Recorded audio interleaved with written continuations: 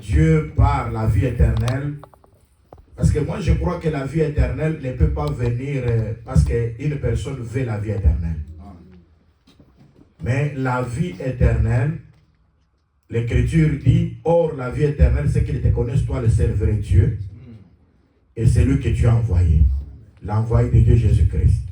En d'autres termes, connaître le seul vrai Dieu, c'est connaître le Père. Amen. Connaître l'envoyé, c'est connaître le Fils. C'est là que nous disons que la vie éternelle, c'est avoir la connaissance du Père et du Fils. C'est pourquoi Jean dit ceci, que si quelqu'un ne demeure pas dans cette doctrine, ne le salue pas. Selon Jean, la personne qui ne demeure pas dans cette doctrine, c'est la personne qui n'a pas le Père et le Fils. C'est pourquoi vous vous rendez compte que lorsque le serviteur le plus ancien dans la maison d'Abraham, il est allé pour chercher la femme du fils d'Abraham, il n'avait pas parlé de lui-même, mais il a démontré des richesses qui étaient dans la maison. Il a parlé d'Abraham et il a aussi parlé d'Isaac. En d'autres termes, que le serviteur le plus ancien de la maison d'Abraham, pour que la femme puisse venir dans la maison du mariage, il fallait que la femme connaisse le Père et le Fils. Amen. Amen. Donc quand je parle de cette femme, je te vois toi, je me vois moi. Amen. Pour que nous puissions avoir la vie éternelle, c'est-à-dire entrer dans la tente de Sarah, il est nécessaire que nous puissions connaître le Père et le Fils. Amen. Et quand je parle du Père, l'Écriture dit que mon fils ne méprise pas les préceptes du Père et l'enseignement de la mère. Amen. Donc quand nous voyons le Père, nous voyons celui qui donne les préceptes. Or en réalité les préceptes c'est la loi. Et nous lisons dans les Écritures, dans le livre de Jean, l'Écriture dit que la loi a été donnée par Moïse. Amen. Donc si toi tu veux connaître la loi, qui sont les préceptes, c'est lui qui donne les préceptes, c'est Moïse. C'est là que nous disons que le Père, c'est Moïse. Et si nous voulons voir le Fils, c'est le Seigneur Jésus-Christ. Alors le Fils, c'est la grâce. C'est là que nous disons que pour que la personne ait la vie éternelle, la personne doit avoir la connaissance de la loi et de la grâce. Amen.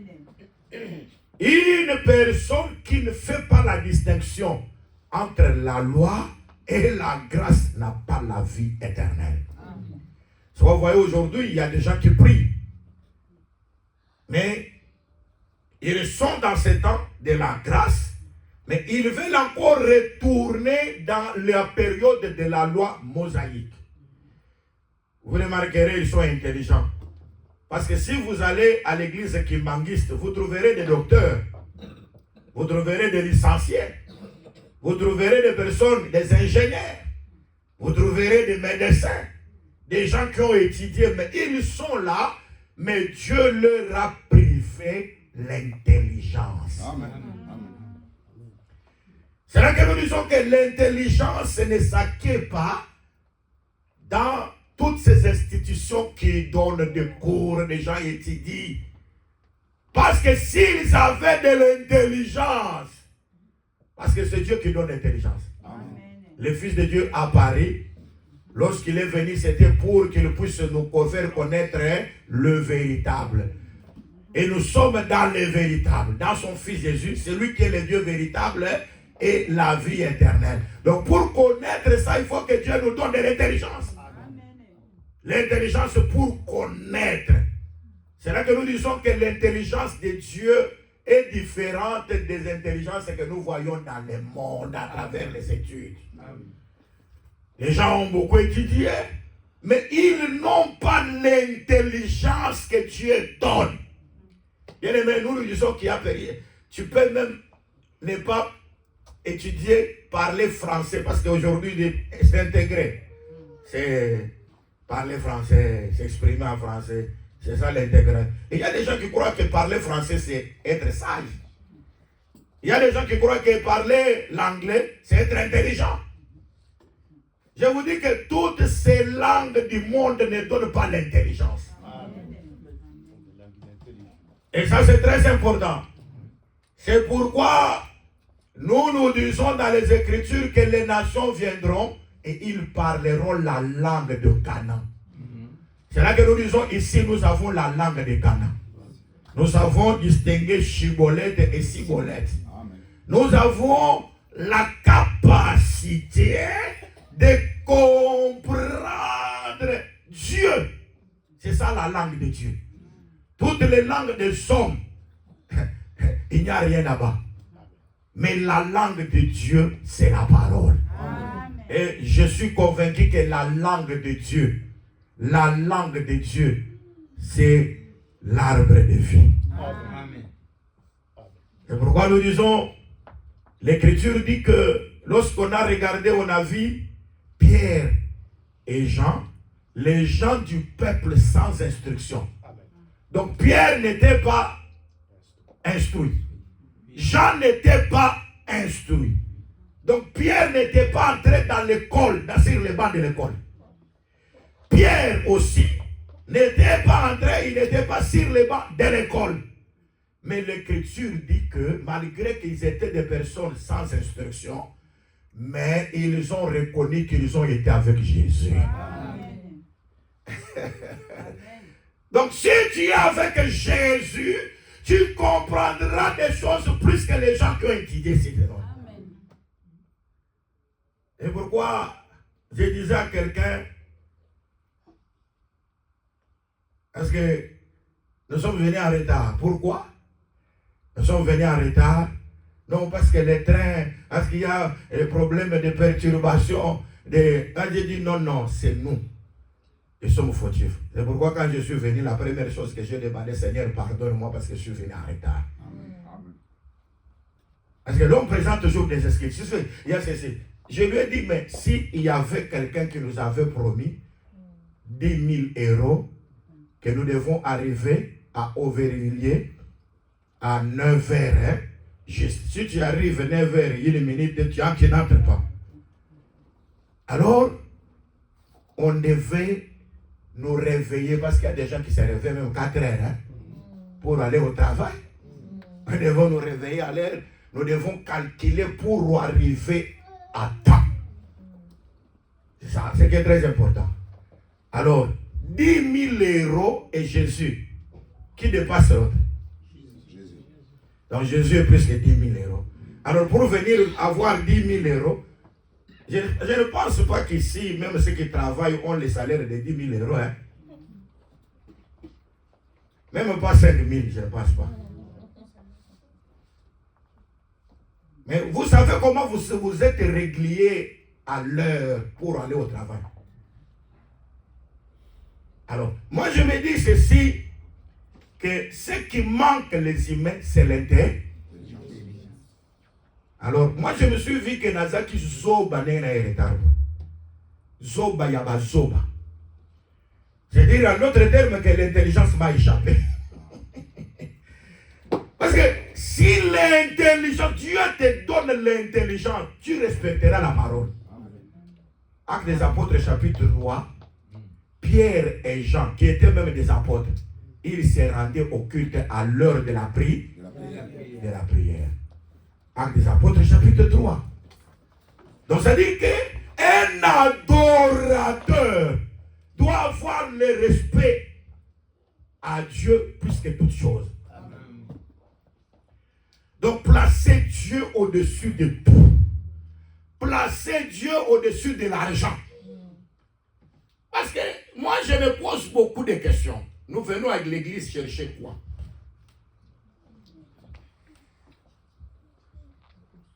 Peut-être il y a des personnes, ils viennent dans l'église pour être filles des autres. C'est très important. Quand j'étais là, à des fois j'observe un peu. Je vois un peu d'autres qui se parlent. Vous voyez, ils sont en train de rire. Ils sont assistants. Quand les autres chantent, quand les autres prient, sont concentrés et se parlent, ils sont dans les distractions. Et quand vous regardez, vous dites, ah, ça c'est un enfant. Moi je me pose la question, l'enfant même comme ces enfants ici. Quand ils vont à l'école et que le professeur donne cours, est-ce qu'ils sont dans la distraction? Non. Mais il donne beaucoup d'intérêt. Il donne beaucoup d'intérêt aux choses qui sont de la terre. Mais, or, en réalité, quand nous sommes ici, la première chose, la chose que nous devons considérer au-dessus de tout, c'est le Seigneur. Amen. C'est là que nous disons que ici, c'est la route royale. Amen. Même si tu es sans intelligence, insensé, quand tu entres dans cette route, Dieu te donne l'intelligence. Amen. Ça, c'est très important. Parce que la route royale, elle est très importante. J'aimerais qu'on lise, c'est très important de lire les Écritures. Parce que lire, c'est bien. Lire les Écritures,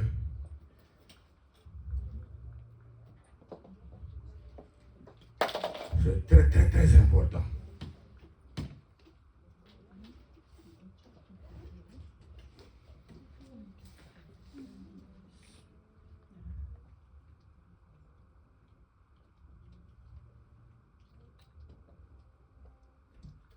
Les Écritures.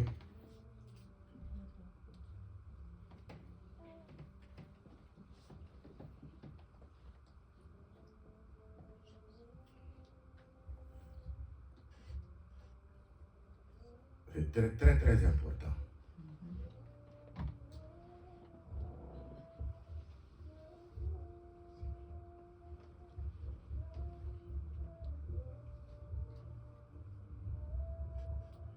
Parce que Dieu a placé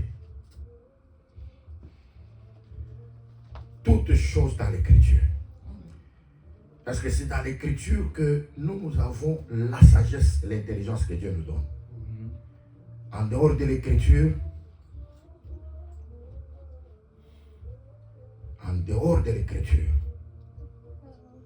il n'y a pas la sagesse.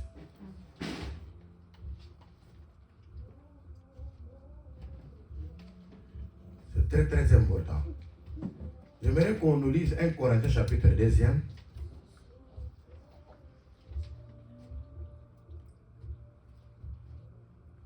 1 Corinthiens chapitre 2.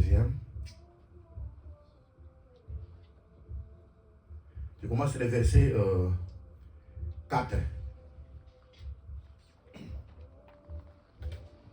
1 Corinthiens chapitre 4, non, chapitre 2, à partir du 4e verset, nous lisons au nom de Jésus. Amen. Et ma parole et ma prédication ne reposaient pas sur les discours persuasifs de la sagesse, mais sur une démonstration d'esprit et de puissance, Très bien. afin que votre foi fût fondée non sur la sagesse des hommes, mais sur la puissance de Dieu. Cependant, c'est une sagesse que nous prêchons parmi les parfaits. Sagesse qui n'est pas de ces siècles, ni des chefs de ces siècles qui vont être anéantis. Nous prêchons la sagesse de Dieu, mystérieuse et cachée, que Dieu, avant les siècles, avait destinée pour notre gloire. Sagesse qu'aucun des chefs de ces siècles n'a connue, car s'ils l'eussent connue, ils n'auraient pas crucifié le Seigneur de gloire. Mais comme il est écrit, ce sont des choses que l'œil n'a pas vues, que l'oreille n'a point entendues, et qui ne sont point montées au cœur de l'homme, des choses que Dieu a préparées pour ceux qui l'aiment. Dieu nous les a révélées par l'Esprit, car l'Esprit sonde tout, même les profondeurs de Dieu. Tu sautes, tu vas lire le verset 20e. Donc, 1 Corinthiens 4, verset 20. 1 Corinthiens 4, verset 20. 1 Corinthiens 4, 20.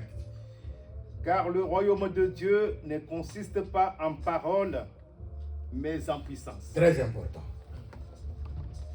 Nous allons combiner les deux chapitres ici, le chapitre premier qu'on vient de lire et le chapitre 4, verset 20e. Parce que au chapitre 2e ici, le frère Paul est en train de parler de la sagesse. Il dit, pour moi, frère, lorsque je suis allé chez vous, ce n'est pas avec une supériorité de langage ou de sagesse que je suis allé vous annoncer les témoignages de Dieu. Car je n'ai pas eu la pensée de savoir parmi vous une autre chose que Jésus-Christ et Jésus-Christ crucifié. Amen.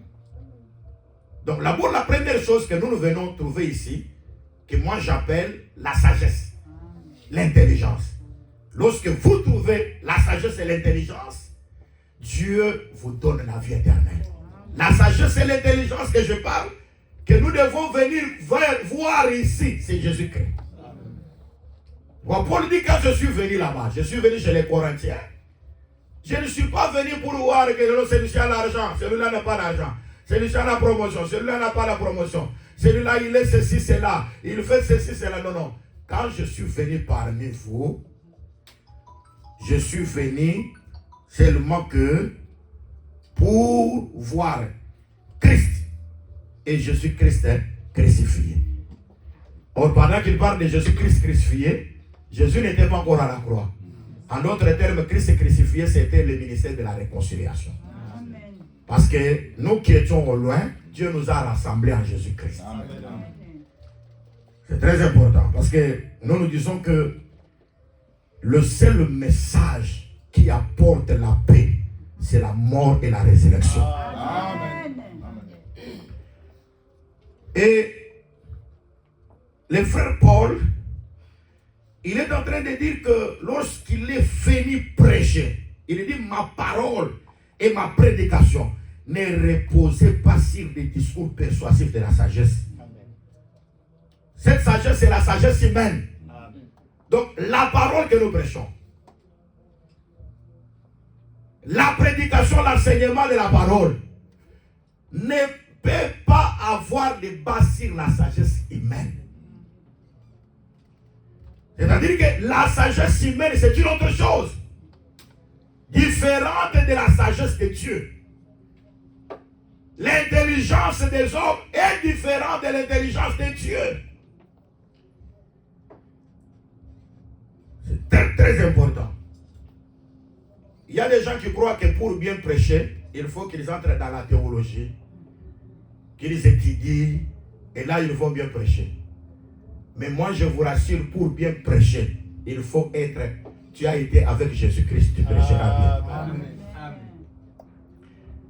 Si la personne a été avec Jésus, même s'il n'a pas étudié, quand tu l'ouvres la bouche, le salut est communiqué. Amen.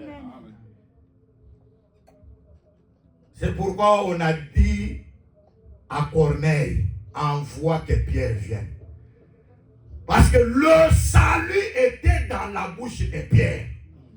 Mais qui était venu voir Corneille? Mais c'était l'ange, non? Même l'ange a respecté les canevas de Dieu. Amen.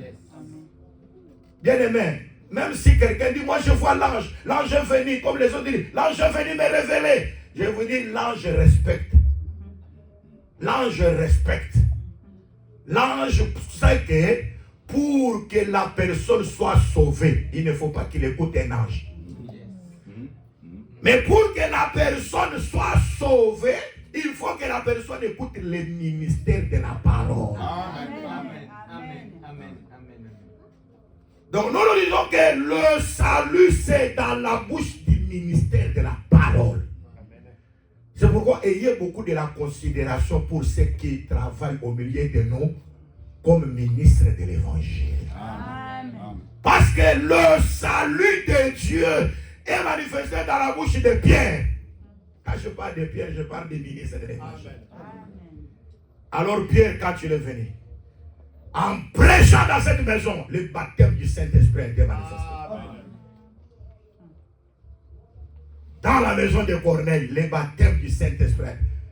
Et quelque temps, lorsque les disciples de Jérusalem ont écouté cela, ils sont venus pour reprocher Pierre.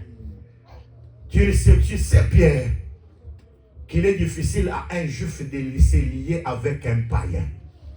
Parce que selon la loi, un juif ne pouvait jamais manger avec un païen. Amen. Les disciples venaient, ils sont venus pour reprocher Pierre. Mais aujourd'hui, s'il y a Pierre, ministre, un fidèle vient pour le reprocher, il va lui répondre avec arrogance. Hein. Toi, tu viens me reprocher moi. Moi, je suis ministre. Toi, tu viens me reprocher. Mais Pierre n'a pas répondu avec arrogance. Amen. Pierre a commencé à expliquer ce qui s'était passé. Amen. Et ça, c'est très important. Et les gens, en écoutant l'explication de Pierre, ils ont dit que Dieu Amen. leur a donné la repentance comme nous au commencement. Amen. Parce que la repentance c'est un don que Dieu donne. Amen. Et pour que la personne sache que Dieu lui a donné la repentance, c'est lorsqu'il reçoit le Saint-Esprit. Amen. Parce que beaucoup qui se disent, nous nous sommes repentis, nous avons fait la repentance. La repentance sans le don du Saint-Esprit, ce n'est pas la repentance. Amen. Je peux dire que la repentance sans le don du Saint-Esprit, c'est l'hypocrisie. Parce qu'aujourd'hui, nous avons plus d'hypocrites que de gens repentis. Amen. Nous avons plus de gens qui veulent qu'on me voie, que vous voyez, et que l'autre voit que je suis enfant de Dieu. Que l'autre voit que je prie. Mais en soi-même, il n'y a pas le don de la repentance. Pourquoi? Parce qu'il n'a jamais reçu le Saint-Esprit. C'est ça. Plusieurs ont des sensations. Vous voyez, ils prient, vous sentez que... Mais en réalité, quand vous voyez en lui, il n'y a pas Dieu. Moi, je dis que avoir Dieu, ce n'est pas crier. Ce n'est pas sauter. Ce n'est pas danser comme... Avoir Dieu, ce n'est même pas prêcher comme je prêche. Amen. Avoir Dieu, ce n'est même pas chanter comme les gens. Avoir Dieu, on le remarque par la repentance. Amen. Amen. Parce que quand Dieu donne la repentance, c'est pour que la personne soit sauvée. D'abord, une personne repentie dans sa vie, il verra en première position le Seigneur Jésus-Christ. Parce que Dieu donne aussi l'incrédulité. Oui. Il a dit à Moïse que va, parle à Pharaon, qu'il laisse mon peuple s'en aller. Mais le même Dieu tourne encore, il va encore donner l'incrédulité à Pharaon. Mais écoute, Paul, quand tu parles, il dit que c'est Dieu qui a suscité Pharaon à dessein. Quand Dieu donnait l'incrédulité à Pharaon, c'était pour que Pharaon puisse périr et que la mort de Pharaon puisse faire éclater la puissance de Dieu sur toute la surface de la terre. C'est pour dire qu'une personne qui a l'incrédulité, c'est une personne destinée à la destruction. Bien-aimé, l'incrédulité nous pousse toujours à faire le contraire de la parole. Quand tu as en toi le sentiment, te donne toujours à faire toujours ce qui est contraire. Contraire à la parole. Sache qu'en toi, il y a l'incrédulité. Et c'est cette incrédulité-là qui t'empêche la vie éternelle. Quand nous disons, Paul dit, ma parole et ma prédication ne reposent pas sur les discours persuasifs de la sagesse, mais sur la démonstration de l'esprit et de la puissance. Et il y en a aussi beaucoup plus qui croient que la démonstration de l'esprit et de la puissance, c'est faire take it. La personne tombe. Ah, j'ai démontré la puissance, j'ai démontré l'esprit. La démonstration, j'ai prié sur quelqu'un, il était malade, il est guéri, j'ai fait la démonstration. Mais bien aimé, quand tu dis des choses comme ça, on n'a pas bien compris, frère Paul. Sur la démonstration de l'esprit et de puissance, afin que votre foi fût fondée non sur la sagesse des hommes, mais sur la puissance de Dieu. Donc la démonstration de l'esprit et de la puissance, c'est pour que notre foi soit fondée sur la puissance de Dieu.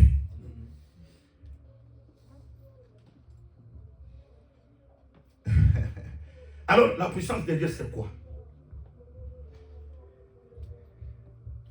La puissance de Dieu, c'est quoi?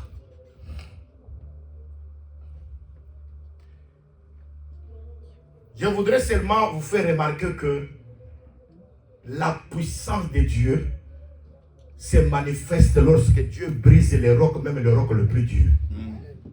Vous êtes là? Et c'est très important. Je retourne dans les Écritures. Je retourne dans les Écritures.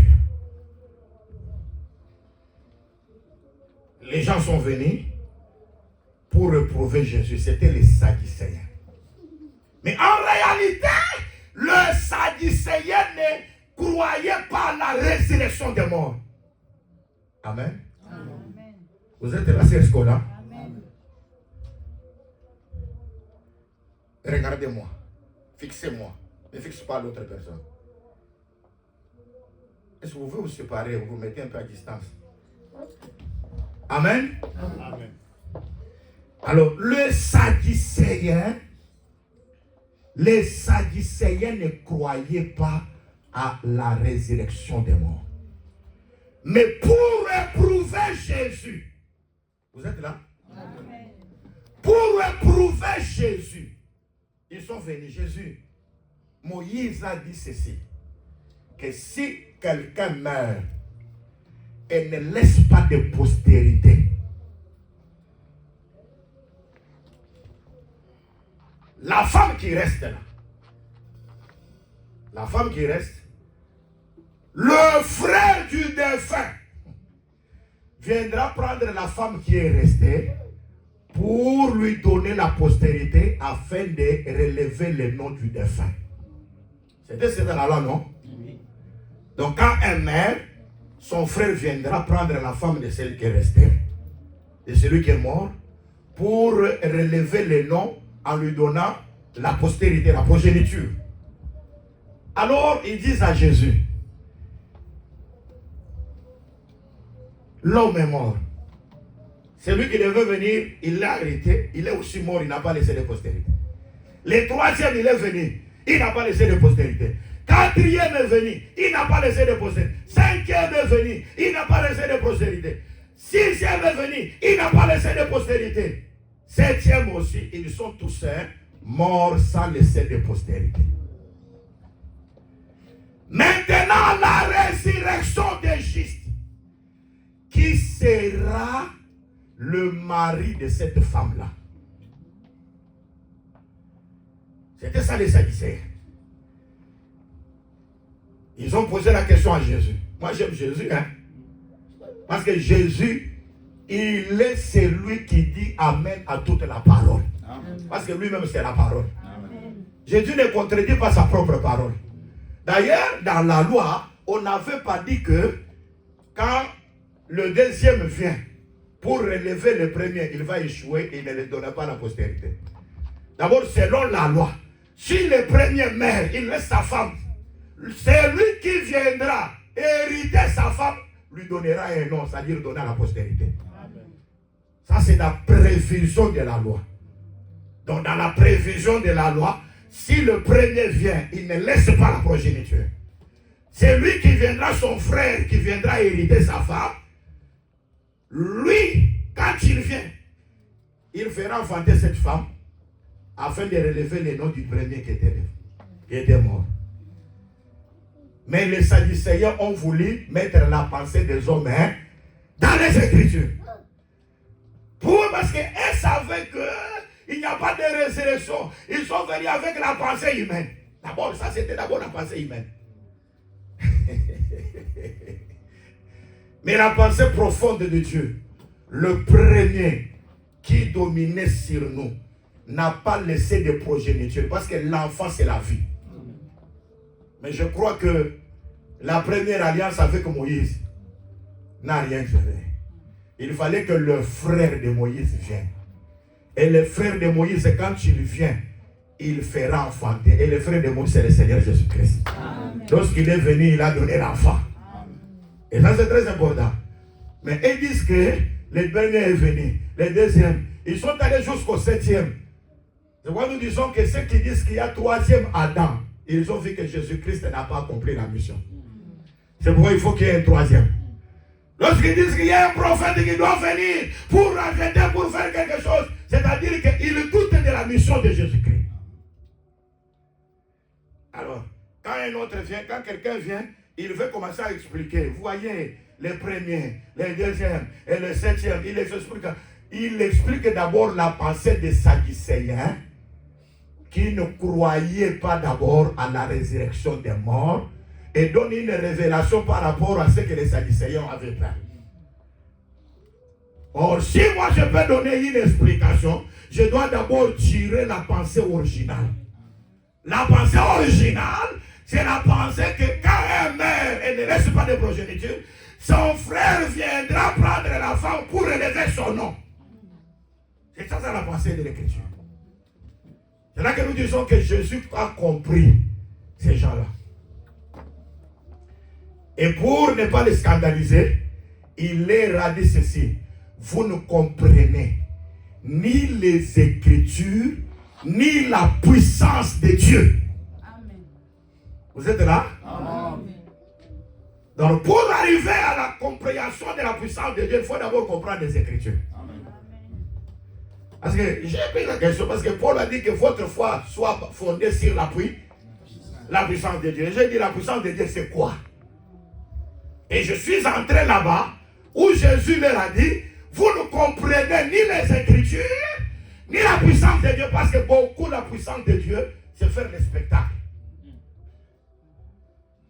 Quand un prédicateur fait bouger la main, boum, 3 personnes font tomber là-bas, j'ai démontré la puissance de Dieu. Vous voyez, j'ai démontré. Je verrai que nous puissions entrer dans les Écritures pour que nous puissions comprendre qu'est-ce que c'est que la puissance de Dieu. Lorsque les Sadducéens n'ont pas compris que quand quelqu'un meurt, il faut que son frère puisse prendre sa femme, comme il n'a pas laissé de progéniture, il doit hériter la femme pour que cette femme puisse enfanter et qu'il puisse relever le nom du défunt. Mais eux ont ajouté, ils ont dit il y avait 3, 4 et jusqu'au 7e. Alors à la résurrection, pourquoi Jésus leur dit, vous ne comprenez ni les Écritures. Parce que si vous comprenez d'abord les Écritures n'ont pas parlé jusqu'à 7. C'est très important. C'est-à-dire que vous ne comprenez d'abord ni les Écritures, ni la puissance de Dieu.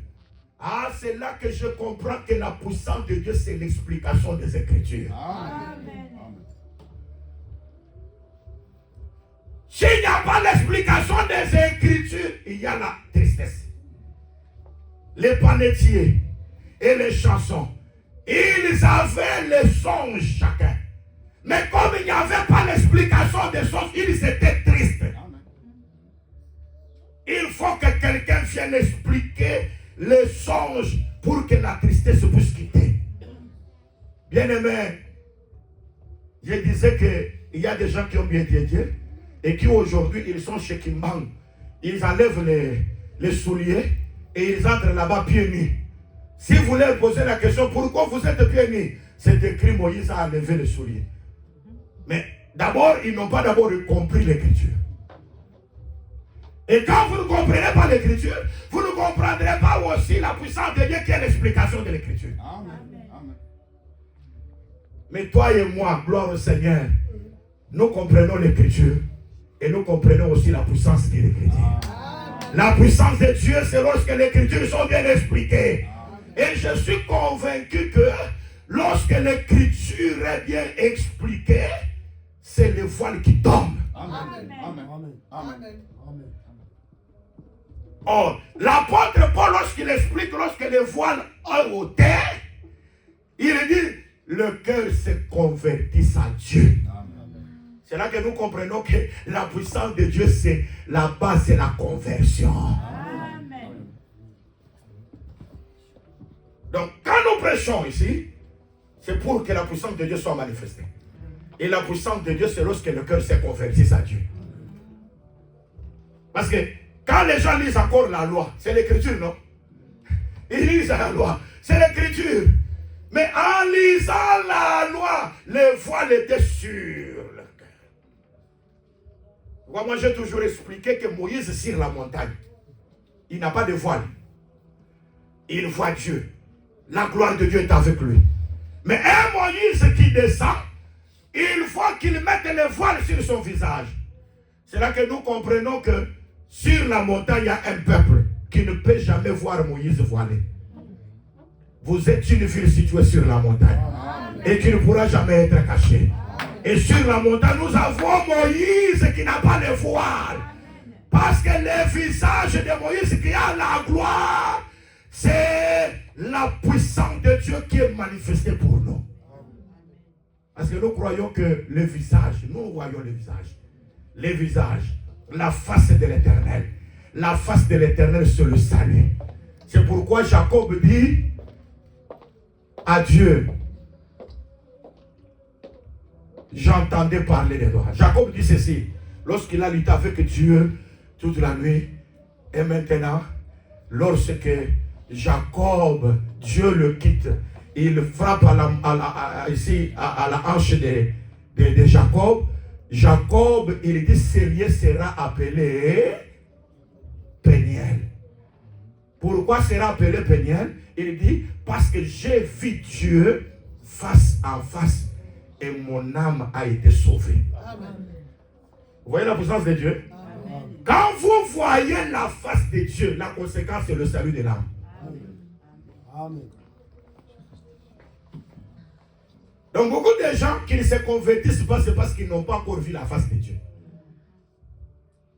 Quand je dis nous sommes sur la montagne, amen, nous tous nous sommes sur la montagne. Mais où est le produit de la montagne? Le produit de la montagne, c'est la conversion. Jacob a dit, j'ai vu Dieu face en face et mon âme a été sauvée. Quand vous voyez la face de Dieu, il faut que ton âme soit sauvée. Je parle de l'âme. L'âme qui est sauvée. Bien aimé, même si nous marchons, nous portons des vêtements, avec eux, nous mangeons ce qu'ils mangent, mais la différence c'est que nous, l'âme est sauvée. Amen. Je croisais Dieu, mon âme est sauvée. C'est la chose la plus importante. Mais quand Moïse descend, il met le voile sur son visage. Paul dit en 2 Corinthiens chapitre 3, nous ne voulons pas de ce Moïse qui mettait le voile sur son visage pour que le peuple ne voie pas la fin de la carrière.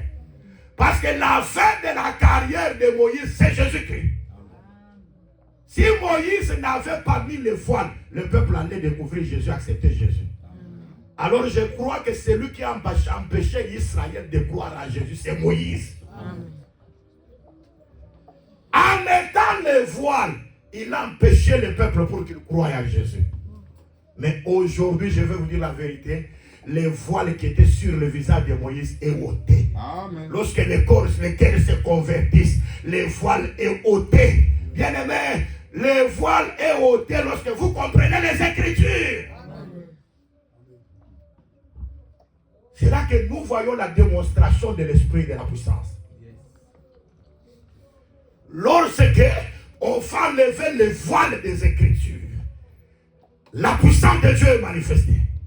Et ça c'est très important. Bien aimé, si quelqu'un dit, oh, vous voyez, je suis devenu riche, vous voyez la puissance de Dieu, bien aimé, Jésus venant sur la terre, il a croisé déjà été riche. Amen. Jésus en venant sur la terre, il a trouvé déjà se marier. Amen. Jésus venant sur la terre, il a trouvé déjà enfanté. Amen. Jésus venant sur la terre, il avait trouvé déjà avoir des promotions au travail. Mais Jésus était venu donner plus que ce que les gens avaient sur la terre. Amen. Et le plus que ce que les gens avaient sur la terre, c'est la vie éternelle. Amen. La vie éternelle est plus que l'argent. La vie éternelle est plus qu'avoir des femmes. La vie éternelle est plus qu'avoir le mari. La vie éternelle est plus qu'avoir les enfants. La vie éternelle, c'est reconnaître qu'en dehors de cette vie, il y a une vie meilleure que le Seigneur nous a réservée.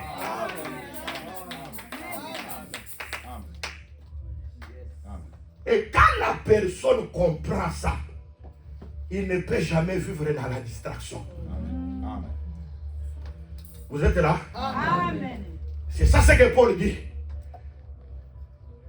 Quand je suis venu, je ne suis pas venu pour faire là, dans la prédication, dans la parole, que j'expose les discours persuasifs de la sagesse. Cherchez un français là, avec un terme, voyez, aller pour que les gens... Non, nous ne sommes pas venus ici pour les Français. Nous ne sommes pas venus ici pour l'anglais. Nous ne sommes pas venus ici pour le portugais. Nous ne sommes pas venus ici pour l'ingala. Nous sommes venus ici pour démontrer la puissance de Dieu, c'est-à-dire expliquer la profondeur des Écritures. Enlever les voiles sur la face de Moïse. Jésus a dit au Seigneur, vous ne comprenez ni les Écritures, ni la puissance de Dieu. À la résurrection des justes, il n'y aura pas un homme, il n'y aura pas la femme. Mais tous nous serons comparés aux anges. Parce que dans les anges, il n'y a pas femme, il n'y a pas homme. Vous êtes là. Nous serons à la résurrection des justes comme des anges. Il n'y a pas, parce qu'il y a des gens qui croient que, vous voyez, c'est comme l'autre, c'était Branham. Sa première femme était morte. Il dit, quand je suis allé au-delà, j'ai trouvé ma première femme avait l'âge d'une mineure, très belle. Mais quand vous allez là-bas, est-ce que tu vas reconnaître ça, c'est ta femme? Est-ce qu'à la résurrection de Jésus, j'ai besoin de voir les femmes? Et il dit, quand j'étais là-bas, j'ai vu même mon chien. Ça c'est Branham. Il dit qu'à la résurrection de Jésus, il a vu même son chien. Mes frères et sœurs, est-ce que les chiens hériteront le royaume?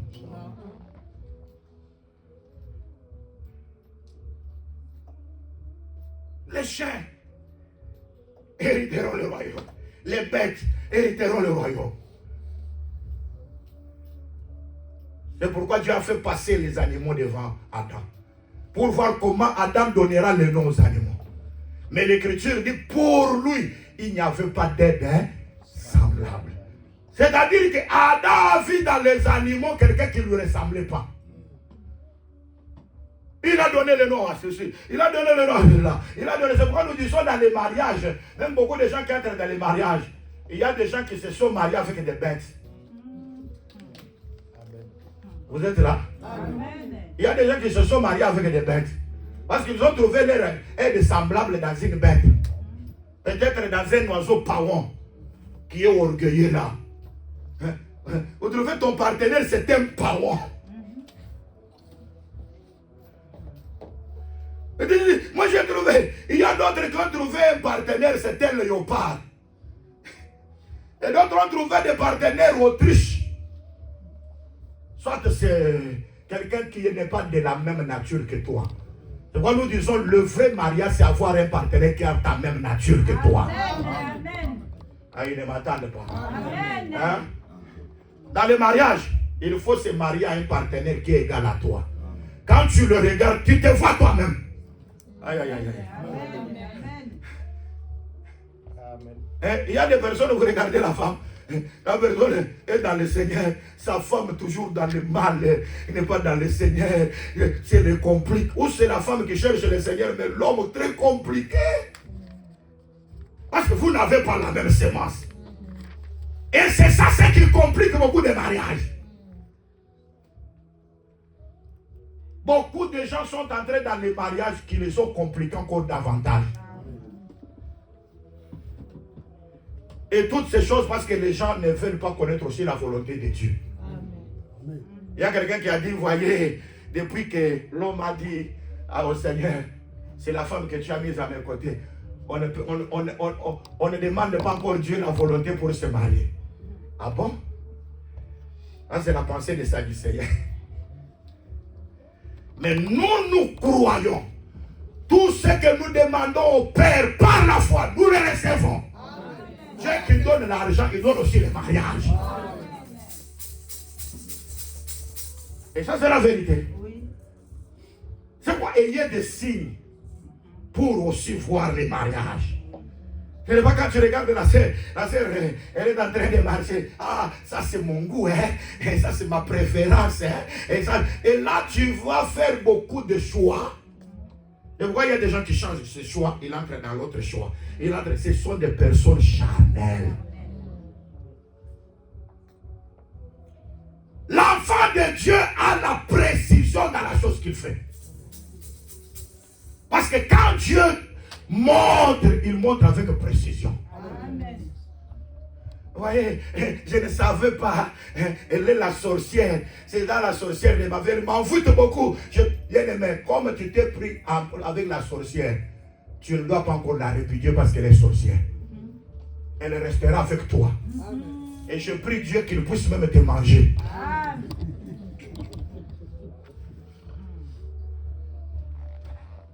Parce que tu n'as pas eu le discernement pour comprendre. Malheur au peuple qui prend des résolutions sans moi. Ésaïe 30. Vous avez pris des résolutions sans l'Éternel. Ils descendent en Égypte sans me consulter. Ils sont en Égypte, ils ne veulent pas consulter pour comprendre quelle est la volonté de Dieu dans ce que je fais. Vous avez cherché la beauté des visages, la beauté. Moi, je vous dis par rapport aux humains comme ça, tout le monde, toute belle créature, tout ce que Dieu a créé est beau. Amen.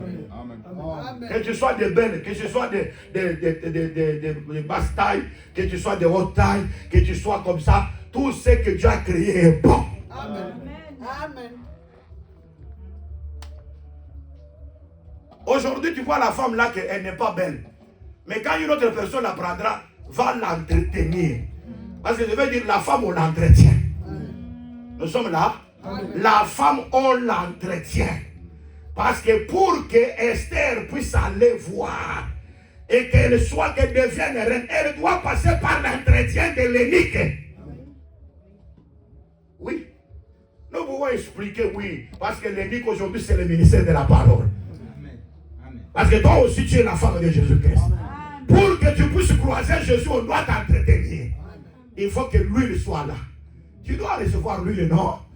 Et pendant ce temps, nous sommes en train de vous communiquer l'huile. Parce que l'huile que je parle, c'est le Saint-Esprit.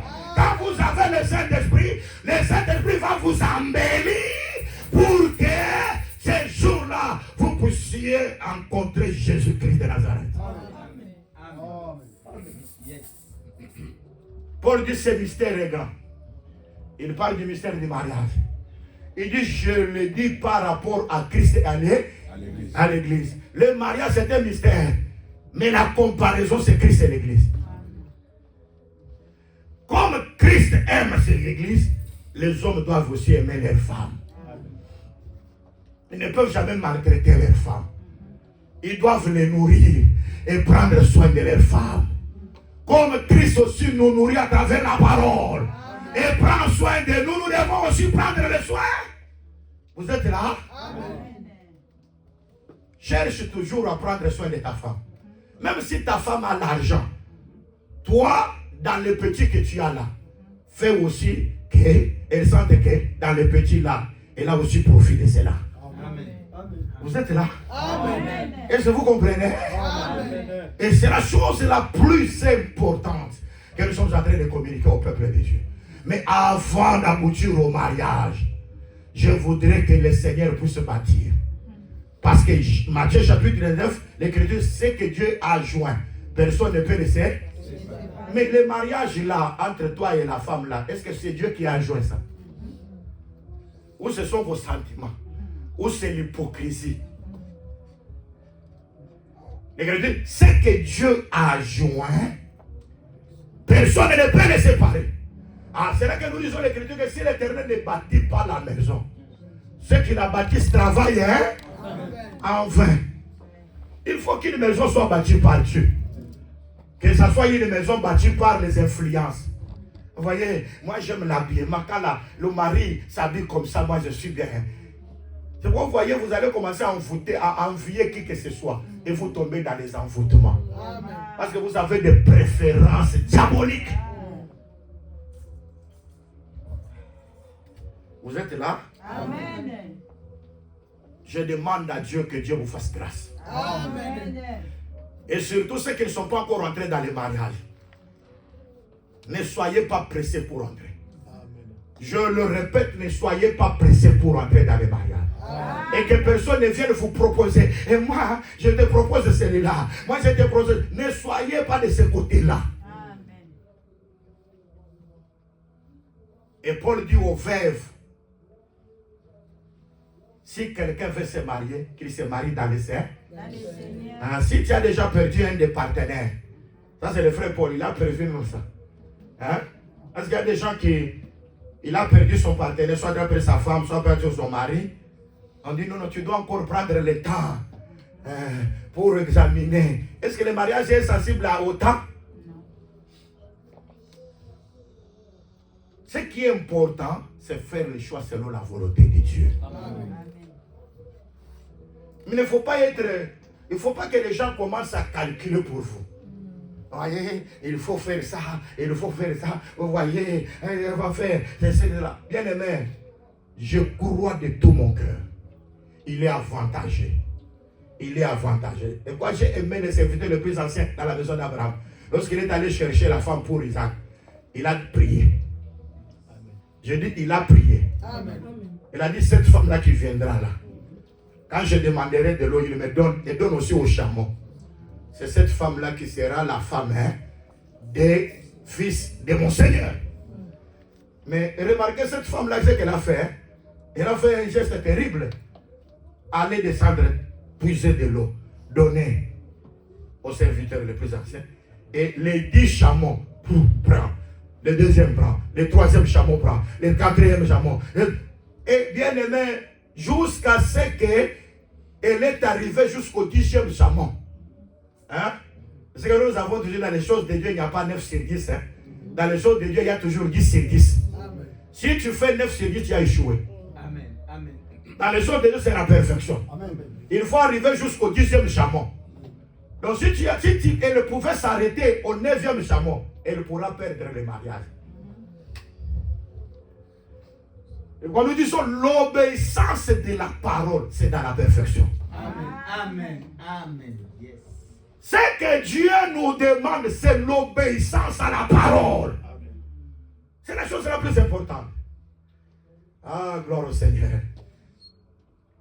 Et je dis que la puissance de Dieu, ce n'est pas parce que j'ai l'argent, parce que je voyage. Mais il y a même des païens qui ont beaucoup d'argent, non? Amen. Est-ce que l'homme le plus riche du monde, c'est l'homme de la saine doctrine? Hein? L'homme qui a beaucoup d'argent sur la terre. Et l'homme de la saine doctrine. Je ne crois pas. C'est ça ce qui embrouille beaucoup de gens. Aujourd'hui, il y a des cours qui se donnent dans l'église, hein, bien aimé Bertin. L'entrepreneuriat pour devenir riche. Mais si j'ai besoin d'entrer, il y a des cours appropriés, non? Ce n'est pas à l'église. À l'église, nous ne venons pas transmettre la sagesse des hommes. Amen. Vous êtes là? Amen. Mais nous venons pour expliquer les Écritures. Pour que les gens voient la puissance de Dieu dans les Écritures. Parce que la puissance de Dieu, c'est la conversion de cœur. Amen. Les deux disciples de Maïs. Luc chapitre 24. Ils ont croisé Jésus, mais ils ne savaient pas que c'était Jésus. Ils parlaient de Jésus à Jésus. Jésus leur pose la question, vous entretenez de quoi? Ils disent à Jésus. Donc il enseigne Jésus à Jésus. Mais ils ne comprennent pas que celui-là c'est Jésus. Tu es l'une des personnes qui se trouve à Jérusalem, mais qui ne sait pas ce qui se passe à Jérusalem. Donc, si tu es à Jérusalem, tu dois connaître ce qui se passe à Jérusalem, non? Amen. Hein? Si tu es dans l'assemblée des saints, tu dois connaître la doctrine de l'assemblée des saints, non? Amen. Vous êtes là? Amen. Si on te pose la question, toi, sœur, pourquoi quand tu pries, tu as la tête voilée? Non, c'est le pasteur qui nous a dit que nous devons prier avec la tête. Hein? C'est-à-dire que tu es à Jérusalem, tu ne connais pas ce qui se passe à Jérusalem. Amen. Hein? Tu ne mets pas de tableau, pourquoi? Non, c'est l'apôtre qui... Chez nous, il y a la doctrine. Hein? C'est l'apôtre qui nous dit de ne pas mettre... les cils là, de la chaboter, vous mettez là.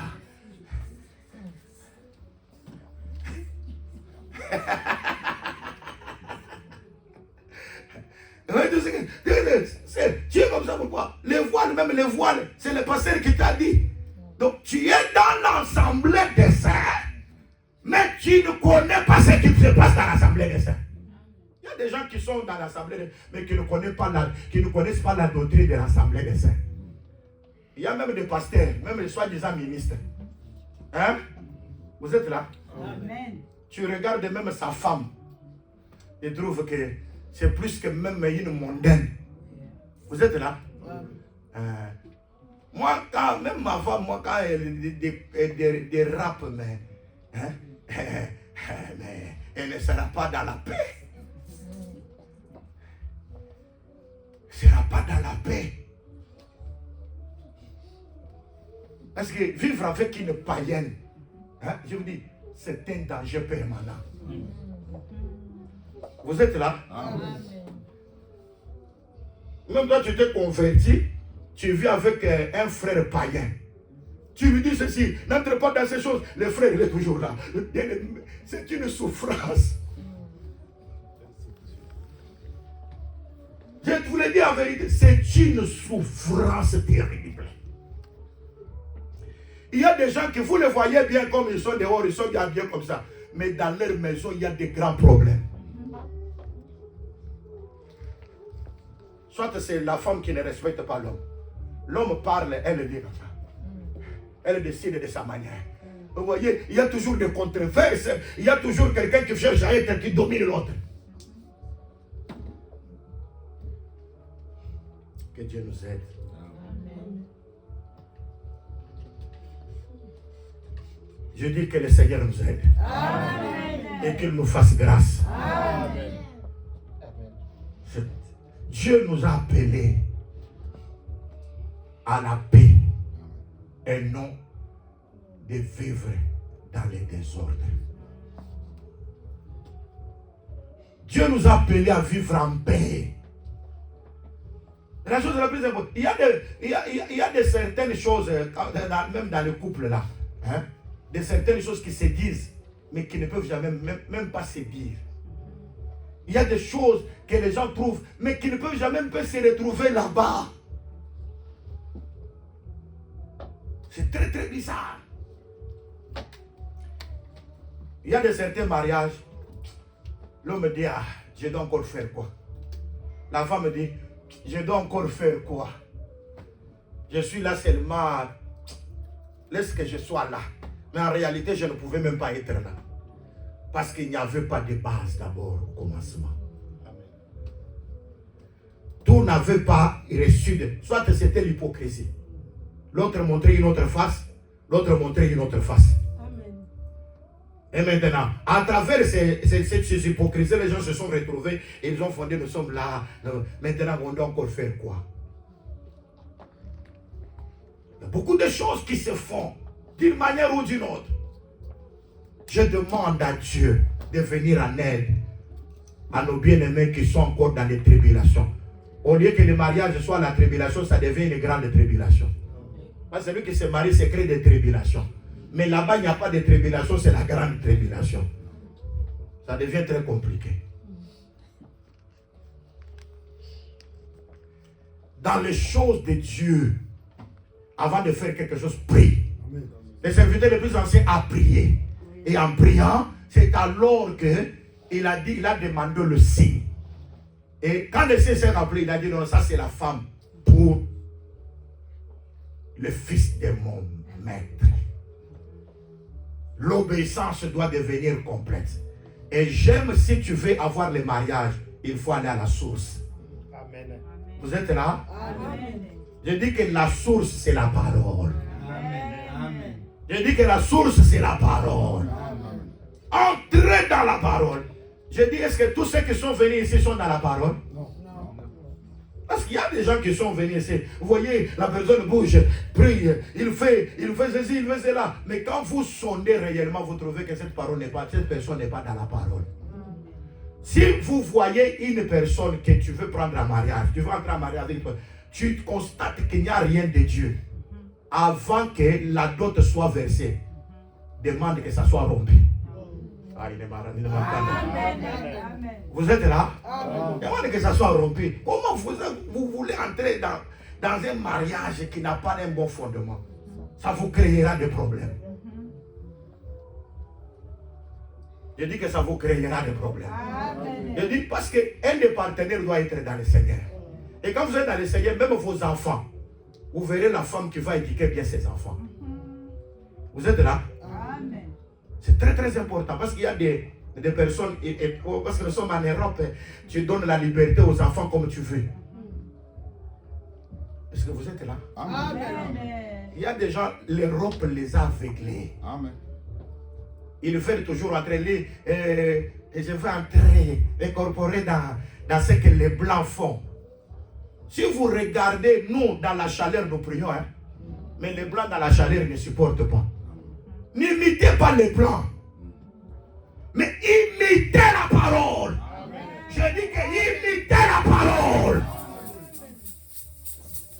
Un enfant peut répondre n'importe quoi, il parle à quelqu'un âgé, il lui répond comme ça.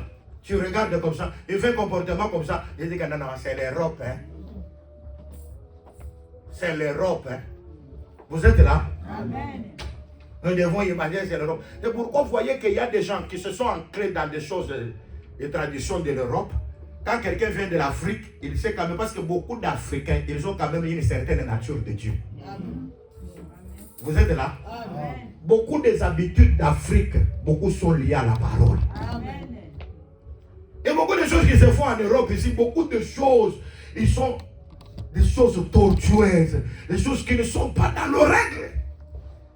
Et si vous voulez un verre d'eau, alors l'enfant peut dire ceci à quelqu'un qui est âgé, comme ça, alors vous trouvez ça normal. Nous avons besoin. Quand nous trouvons les couples, nous trouvons la maison aussi des personnes bénies. Amen. Vous êtes là? Amen. Je voulais seulement vous dire que la puissance de Dieu que Paul dit, pour que votre foi soit fondée sur la puissance de Dieu, Jésus-Christ a dit, vous nous comprenez les Écritures, la puissance, hein? La puissance de Dieu, c'est la compréhension des Écritures. Il dit que je ne suis pas venu avec des discours persuasifs de la sagesse humaine. C'est pourquoi on nous a lu 1 Corinthiens chapitre 4 verset 20. Le royaume de Dieu ne consiste pas en pas. Parce que quelqu'un m'a posé la question comme ça. Mais le royaume de Dieu ne consiste pas en parole mais en puissance. Pourquoi? Mais nous connaissons que c'est en parole qu'il y a la puissance, qu'il y a le royaume. Mais pourquoi ici, le royaume de Dieu ne consiste pas en parole mais en puissance? Je le dis, parole là, c'est avec un seul nom. Les paroles. C'est-à-dire que le royaume de Dieu, ce ne sont pas les paroles. Donc Paul veut seulement compléter pour dire que les paroles là au pluriel, ce sont les discours persuasifs. Vous êtes là? Amen. Donc le royaume de Dieu n'est pas dans les discours persuasifs, mais en puissance. Alors il y a d'autres qui comprennent, le royaume de Dieu ne consiste pas en parole. Chez vous on prêche la parole, mais il n'y a pas la démonstration, il n'y a pas de miracle. Bien aimé, nous prêchons la parole. Quand les gens se convertissent, c'est la démonstration de l'esprit. Amen. Amen. Amen. Vous êtes là? Amen. Quand vous recevez la parole, vous changez. Mais c'est la puissance de Dieu qui est manifestée. Mais on est venu demander à Jésus-Christ d'opérer les miracles, non? Jésus dit qu'il ne vous sera pas donné notre signe. Si ce n'est que le signe de Jonas. Or, le signe de Jonas, c'est la mort et la résurrection. Je dis que la puissance de Dieu, c'est dans la mort et la résurrection. En d'autres termes, le royaume de Dieu ne consiste pas en paroles, les paroles vaines, les discours persuasifs de la sagesse. Mais le royaume de Dieu consiste en puissance. La puissance, c'est lorsque quelqu'un pourrait mourir et revivre. Alors j'aurai de l'espérance. Ah, c'est Job qui a dit non. Si quelqu'un pouvait venir, mourir et revenir à la vie, j'aurai de l'espérance. Vous êtes là? Donc la puissance de Dieu. C'est pourquoi moi je dis que Jésus-Christ ne prêchait pas au dé comme tous les hommes prêchent au dé. Aujourd'hui quelqu'un meurt. je viens, je prêche, et la personne ne ressuscite pas. Mais Jésus, s'il vient dans votre deuil, vous êtes là? Amen. Est-ce que Jésus a déjà prêché dans le deuil? Non, non, non, non. Hein? Non. Il y a un deuil, comme ça Jésus vient, il prêche dans un deuil. Si Jésus vient dans votre deuil, sachez que ce mort-là doit ressusciter. Amen. Vous êtes là? Amen. Et moi j'aime le frère Jésus. C'est la puissance de Dieu. Quand il vient, il sait que Lazare, son ami, il va mourir. Hein? Avant de ressusciter, Lazare, il prêche. Je suis la résurrection et la vie. Mais après la prédication, il y aura la résurrection des morts. Amen. Pierre a prêché la résurrection. Paul a prêché la résurrection. Paul dit que si les morts ne ressuscitent pas, notre évangile est vain. Notre foi est vaine. Nous mangeons et buvons car demain nous mourrons. Bien aimé, si moi j'acceptais au Seigneur, parce que je sais que même si je meurs, je ressusciterai. Vous êtes là? Amen. Et la preuve de la résurrection, le premier qui était venu, qui est décédé, qui est revenu à la vie, c'est le Seigneur Jésus-Christ. C'est la preuve. En Jésus, il y a la résurrection. Amen.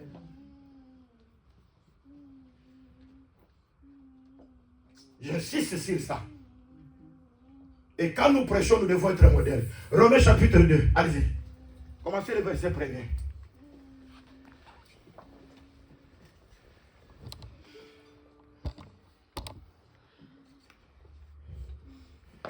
Parce que d'abord, dans les évangiles, Jésus a dit que ne jugez pas. Hein? Ne jugez pas, vous ne serez pas jugés. Parce qu'il y a des gens qui nous donnent toujours les versets là. Pourquoi vous jugez? Mais il est écrit ne jugez pas. Toi tu juges. Le Seigneur a dit ne jugez pas. Pourquoi toi tu juges? Oui, nous devons maintenant comprendre maintenant pourquoi Jésus avait dit aux Juifs ne jugez. Allez-y, Romains 2. Romains chapitre 2. Commencez le premier verset. Nous lisons au nom de Jésus. Amen. Ô homme, Oh homme. qui que tu sois, toi qui juges, tu es donc inexcusable.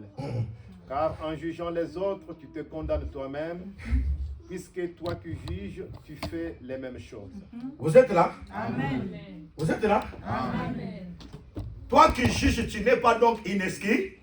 Parce que tu dis, oh, c'est qu'on a dit qu'ils sont inexcusables, ce sont seulement les homosexuels. Hein? Même celui qui juge, il ne sera pas pardonné. Il ne sera pas pardonné en condition que. Alors, tu peux reprendre les micros. Il a une voix petite, il faut qu'il ait le micro.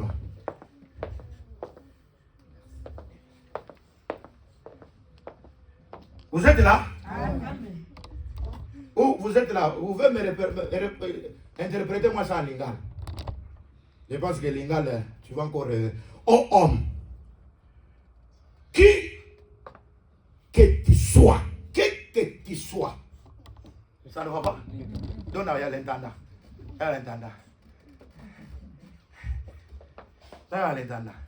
Allez-y. Oh homme, O moto qui que tu sois, nani oyo koki kozala hein? Qui que tu sois. nani oyo koki kozala Oh, moi, je suis de l'Assemblée des Saints. Moi, j'ai accepté l'Assemblée des Saints depuis 2000. Depuis qui que tu sois. ozala nani oyo kozala Toi qui juges, yo ndoza kosambisa tu es donc inexcusable. yo pe okolimbisama yo pe okorate te Tu es donc inexcusable. yo pe okorate te Donc tu es sans pardon. yo pe bolimbiseli ezala te Car en jugeant les autres, ntango oza kosambisa basusu tu te condamnes toi-même. yo moko pe oza kopesa etumbu Puisque toi qui juges, po ete yo oza kosambisa tu fais les mêmes choses. ozosala mpe bomoko lokola Osalaka makambo wana. yo mpo oza kosala Oyo ozojuge baninga wana. Yo moko ozokwela na kati ya makambo wana. Est-ce que vous êtes là? Amen. Est-ce que vous êtes là? Amen. Parce que nous avons trouvé aujourd'hui des anciens enfants blessés. Ils veulent juger les gens de Bito. Et pendant qu'eux-mêmes sont Bito, tous ont Bito ou que Béliao. Nous sommes dans la saine doctrine. Tu es donc inexcusable. Ah, c'est le frère Paul qui dit ça. Et pourquoi? Même avant de poser une question à l'église ici, je fais connaître ça.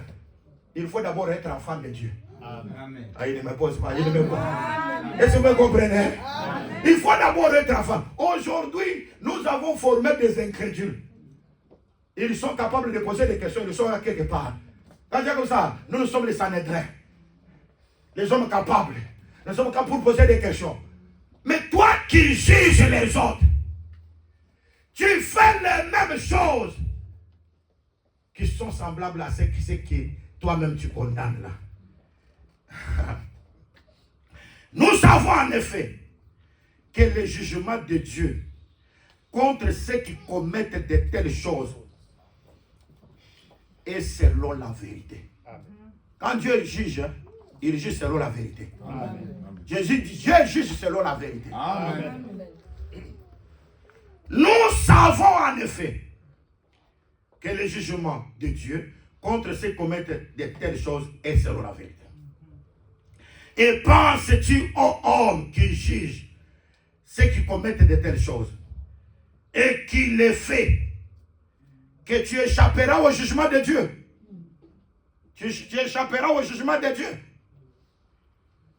Ou méprises-tu les richesses de sa bonté, de sa patience et de sa longanimité? Ne reconnaissant pas que la bonté de Dieu te pousse à la repentance. Si je dois me repentir, c'est à cause de la bonté de Dieu. Amen. Je dis que si je dois me repentir, c'est à cause de la bonté de Dieu. Il faut que la bonté de Dieu te pousse à la repentance.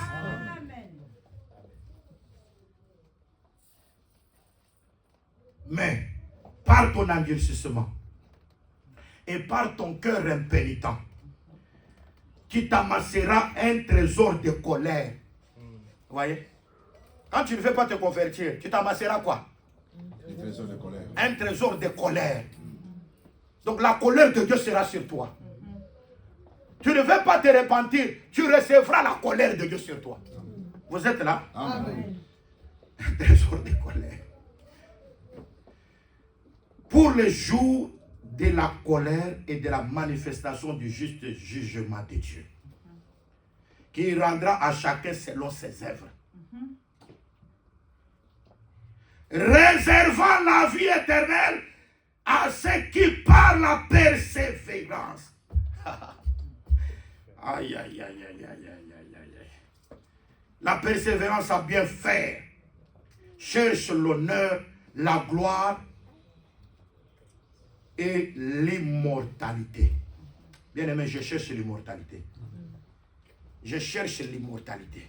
C'est ce que je cherche. Mais l'imitation et la colère, mais l'irritation et la colère à ceux qui par esprit de dispute. Hein? Vous voyez les gens qui ont toujours l'esprit de dispute, hein? Hein?